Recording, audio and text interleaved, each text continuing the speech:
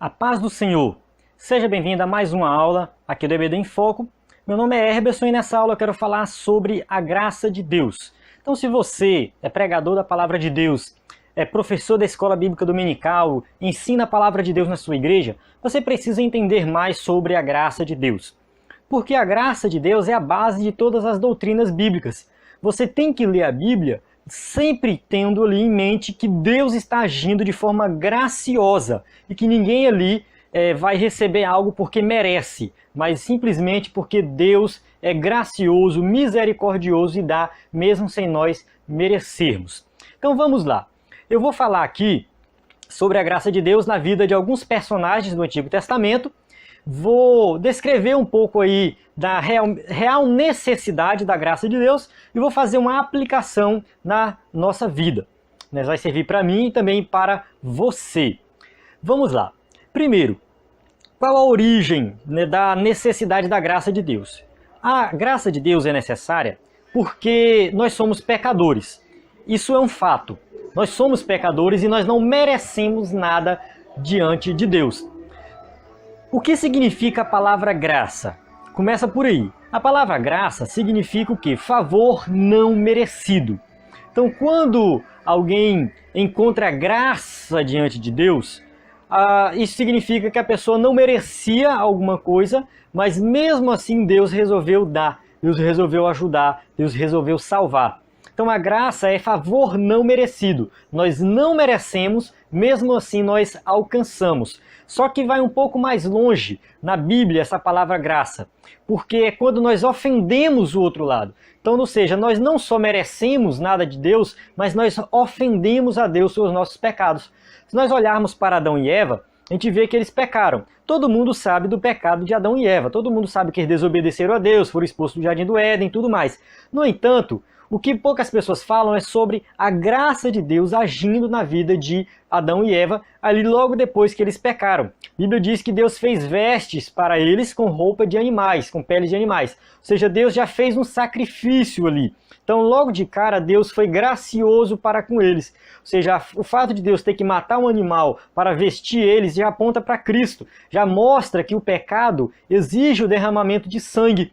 Então, ou seja, para que eles se vestissem, ali a gente já vê que alguém teve que morrer, um animal inocente teve que morrer para que Adão e Eva ali não se encontrassem mais nus. Então a gente já vê de cara Deus sendo gracioso para com a humanidade, e já tem um fato aí no Antigo Testamento, logo no início, que aponta para Cristo, para o sacrifício de Cristo.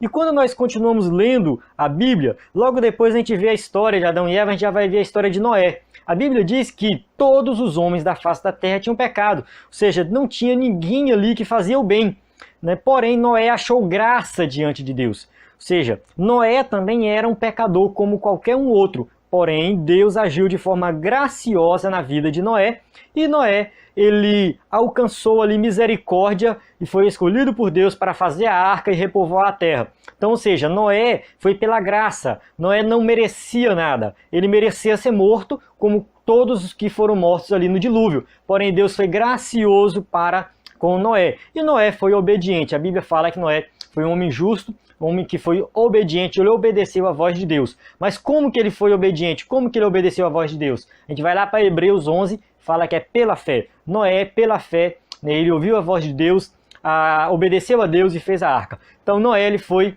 ali salvo pela fé. Ou seja, um salvo do Antigo Testamento que foi salvo pela fé, porque todos são salvos pela fé. Nós não merecemos nada, mas Deus nos dá a salvação, mesmo sem nós merecer. Então a gente vai ver a graça de Deus agindo na vida de Judá. Você continua lendo a Bíblia, você vai ver a história de Judá. Judá não merecia nada. Judá se deitou com a sua nora. Ele foi cheio de erros, cheio de falhas. Ali com José também, Judá errou. Então a gente vê que Judá, ele errou em vários pontos. Mesmo assim, quando seu pai foi abençoar todos os seus filhos, deu uma bênção especial para Judá. E ali na promessa que Deus já fez ali na vida de Judá, e que dele viria o quê? O Messias.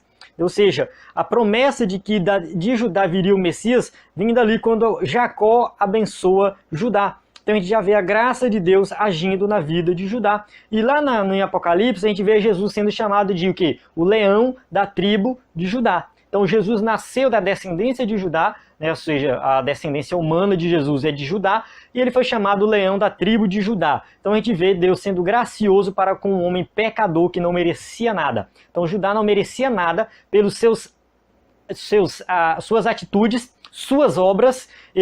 Deus poderia olhar para Judá e falar: vou matar Judá, vou exterminar ele, porque ele é um pecador que não merece nada. Mas Deus não fez isso. Deus foi misericordioso e abençoou Judá. Então a Bíblia diz que nós não somos salvos pelas obras, mas pela graça de Deus, mediante a fé em Cristo Jesus. Então a salvação não é pelas obras, né? Ou seja, é pela fé. Pela fé. Nós temos que crer em Cristo como nosso único e suficiente Salvador. Porque se for olhar para nossas obras, a gente vê que as nossas obras, em momento algum, elas vão aí nos justificar diante de Deus.